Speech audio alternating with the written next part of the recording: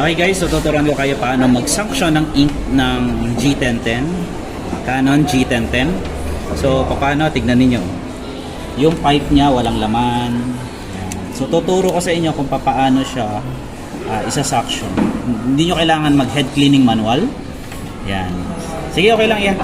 Okay, ito, tingin dito. Ito, pag tinaas nyo ito, so iniipit niya yung hose. So tuturuan ko ito. Nandito yung magic technique na. Imagine niyo. So ganyan kaunti lang yun. Ibababa ko to ng kaunti, tignan niyo. Okay, di ba? So wala. So pag nakaganito, lock na yung hose, di tayo makakahigop ng hangin. Pag ganito, open yung example tayo. So first muna sa block tayo, ito yung block natin. So ito naka-open, hihigupin lang natin siya and then tignan niyo. Nag-move yung block. So nakakuha ko ng block. Pag gusto ko isarado, tataas natin ito. Yan, itataas nyo ito. Yan, para ipit na yung hose. At hindi na bumalik yung block pabalik na. So, tayo sa ibang color. Baka sabihin niyo, ibababa ko to Ibababa ko to. Dito tayo na to. Yellow. Yellow. Hihigupin natin yellow. Yun, nakita nyo nag-flow. Yan. So, angat natin. Yan. Hindi siya bababa. So pag binababa natin, tignan niyo babalik yung yellow na yan. Di ba?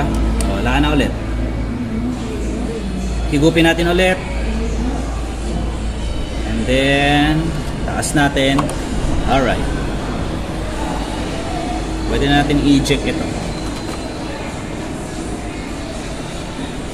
Okay. So meron pa tayong dalawang color. So hindi natin, 'di ba, hindi natin siya mahihigop kapag nakataas ito. Ang gagawin, tatakpan niyo yung dilaw. Tapos ibababa natin ito, tatakpan niyo para hindi makahigop yung hangin. Tapos ihigupin natin yung magenta. Ayan. Pakiangat nito. Iangat natin. Alright. Okay. So hindi na yan aangat. Yung blue na lang. Balik natin. So paano, dalawang butas na. Di dalawang ganito na. Gaganitin natin siya.